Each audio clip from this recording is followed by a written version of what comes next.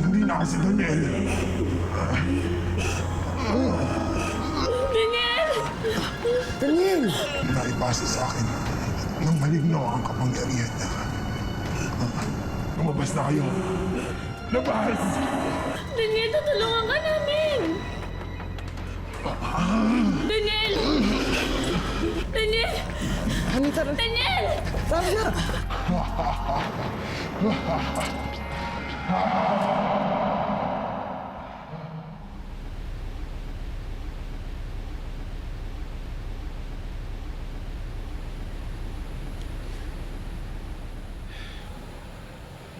Hindi nga nahawakan ni Daniel ang maligno. Pero nahawakan naman siya nito. Anong dapat natin gawin? Ano natin matutulungan si Daniel?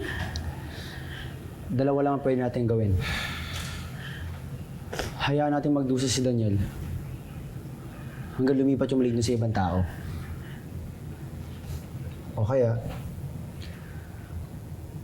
tayo na mismo yung papatay sa kanya. Kung sa ordinaryong mortal, mamamatay siya dapat oras na lisanin ng maligno yung katawan niya. Dahil kinain na rin nito yung kaluluwa niya. Pero malakas yung utob ko. Iba yung kaso ni Daniel. Dahil ang kapangyarihan ni Daniel ay nagmumula sa kanyang kalooban, nilalabanan ng kanyang kaluluwa ang espiritu ng maligno. Pero hanggang kailan niya magagawa yun? Magdudusa si Daniel.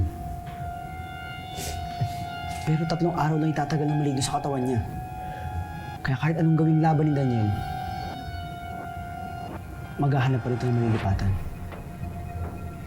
At pag hindi nalipat ni Daniel yun sa iba,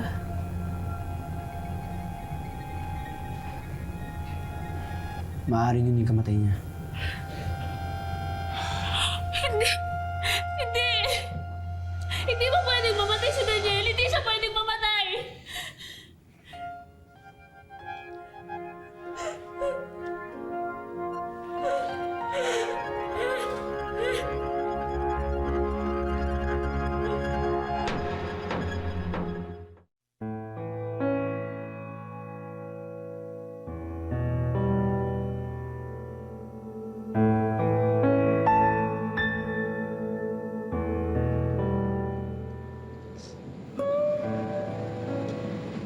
Hani, hindi ka muna magpahinga.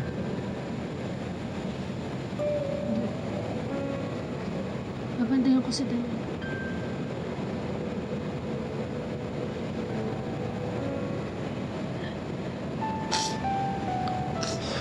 Ano na mangyayari kay Daniel?